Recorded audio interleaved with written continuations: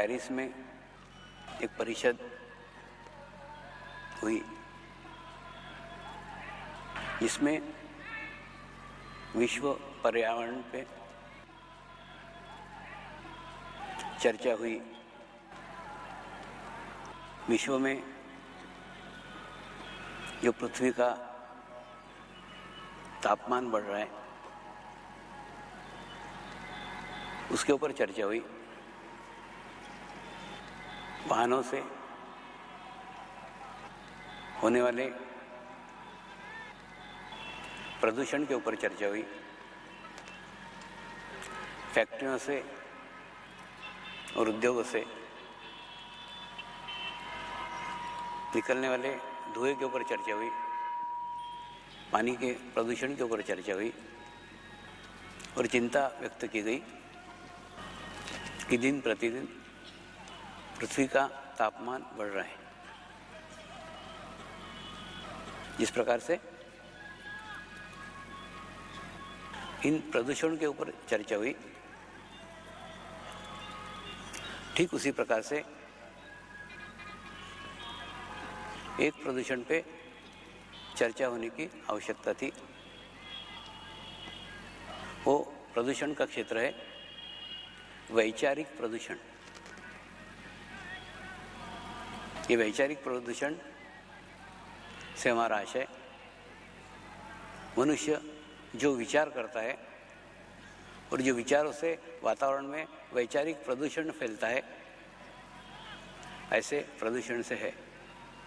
ऐसा वैचारिक प्रदूषण जितनी ज़्यादा बस्ती होगी, जितना बड़ा शहर होगा, जितनी बड़ी जनसंख्या होगी, उतना ही अधिक होता है। और दूसरा, फिर एक शहर के लोग जो विचार रखते हैं उसी प्रकार के विचार सारे शहर के लोग रखना प्रारंभ कर देते हैं। क्या कारण है? कारण ये है कि प्रत्येक व्यक्ति का अपना एक आभामंडल है, प्रत्येक व्यक्ति का अपना एक ओरा है। और एक आभामंडल का व्यक्ति अगर साथ में हजारों लाखों लोगों को दिन भर में मिलता है तो और उनके विचारों से प्रभावित होता है, तो धीरे धीरे वो भी वैसे ही विचार करने लग जाता है जैसे वो लोग विचार करते हैं। और उसके लिए आवश्यकता है आप आपका अलग अस्तित्व बनाइए। अब शहर छोड़ के तो जाने से रहे तो क्या कर सकते हो? कोई ऐसा मार्ग ढूंढ लो, कोई ऐसा रास्ता ढूंढ लो जहाँ पे आपका अलग अस्तित्व हो। होता है ना, आपके भी दैनिक जीवन में आपको अनुभव आता है।